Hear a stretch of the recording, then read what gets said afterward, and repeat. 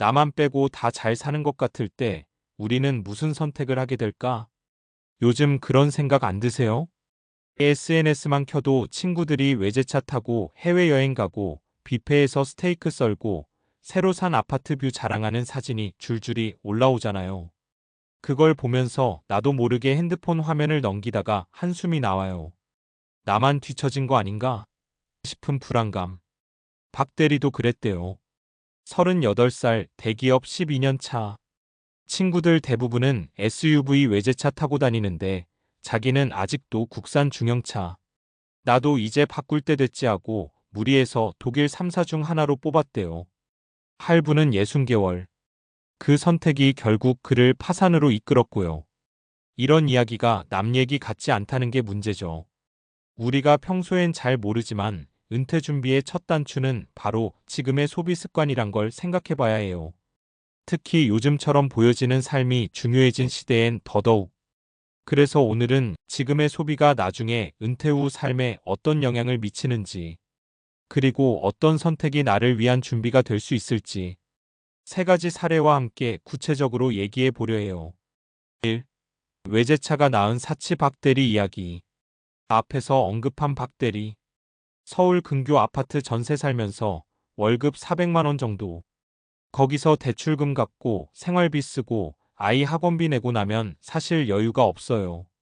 근데 어느 날 친구가 타는 벤츠 SUV를 보면서 자괴감이 들었대요. 나도 이제 그 정도는 타도 되지 않나? 그렇게 계약한 9천만 원짜리 외제차. 선수금 1천만 원에 월 120만 원씩 할부. 문제는 그 차를 뽑은 다음부터였어요. 차가 고급이 되니 옷도 맞춰야 할 것 같고 식당도 어느 수준 이상은 가야 하고 주차장도 가리는 자기 모습을 보며 스스로 괴로워졌대요.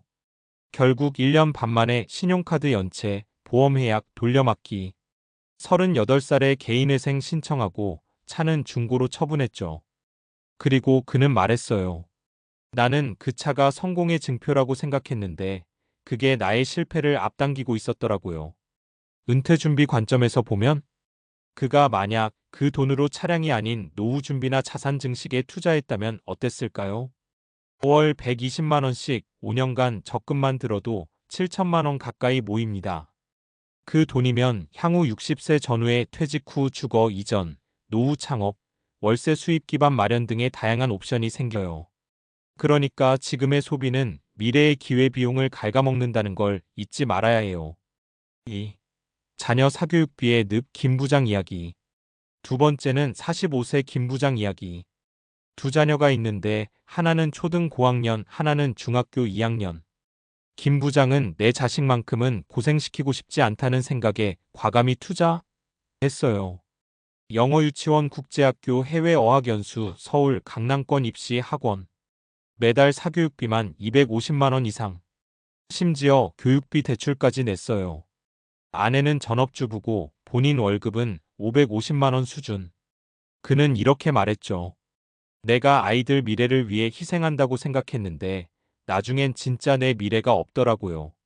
현재 50세인 그는 연금저축, 퇴직연금 외에 따로 노후 준비가 전혀 없습니다. 주택담보대출도 1억 이상 남아있고 은퇴까지 10년밖에 안 남았는데 갚을 여력이 안 된다고 해요. 그리고 아이들이 커서 대학을 가고 결혼을 하면 또 다른 돈이 들어갈 거라는 걸 이제야 실감한 거죠. 교훈은? 물론 아이 교육 중요하죠. 하지만 사교육비가 내 은퇴를 삼켜버릴 정도라면 지금 누굴 위해 희생하고 있는 건지 냉정히 돌아볼 필요가 있어요. 아이들도 결국은 부모가 망가지길 원치 않거든요. 은퇴 후 자녀에게 기대는 부모가 되지 않으려면 지금부터라도 사교육과 노후 준비의 균형점을 찾는 연습이 필요합니다. 3. 은퇴를 준비한 40대 정 과장의 선택. 마지막은 조금 다른 이야기예요. 43살 정 과장은 월급 420만 원 정도. 두 아이가 있지만 아내와 함께 철저히 소비 계획을 짰어요. 외식은 한 달 이외로 제한, 자동차는 8년 된 국산 중형차. 그 대신 매달 개인연금 50만 원, ETF 투자 70만 원, 청약통장 및 ISA에 30만 원씩 저축합니다. 주변에선 그렇게 살면 무슨 재미로 사냐고 하지만 정 과장은 말합니다. 재미보다 나는 불안 없는 미래가 더 중요하더라고요. 그가 현재 모은 자산은 예금과 투자 포함 약 2억 5천만 원. 10년 뒤 53세의 조기 퇴직을 고려하고 이후엔 작은 동네 책방을 하면서 연금과 월세로 생활할 계획이에요. 이게 바로 선택의 차이입니다. 보여주는 삶이 아닌 내 삶을 진짜로 준비한 사람의 모습이죠. 우리가 지금 해야 할 생각들. 이제 다시 우리 얘기로 돌아가 볼까요? 은퇴는 먼 미래가 아니에요. 지금 40대라면 앞으로 남은 경제활동은 1015년. 그 안에 집 대출 갚고 자녀 교육시키고 은퇴 자금까지 모으려면 지금부터 전략적으로 살아야 합니다. 구체적으로 뭘 해야 할까? 불필요한 소비 줄이기 외제차, 명품, 고급 외식은 결국 지금의 만족일 뿐 미래 보장은 아님.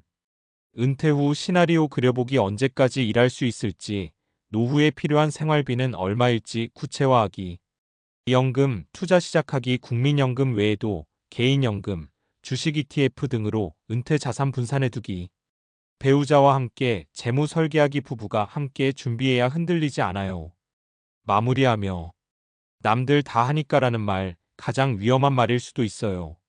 우리는 남들과 같은 속도로 달리고 있는 게 아니라 각자의 목적지를 향해 걷고 있는 중이잖아요. 다른 사람의 삶을 따라가다 보면 내 삶의 중심을 잃고 결국 박 대리처럼 내 미래까지 팔아버리는 일이 생길 수 있습니다.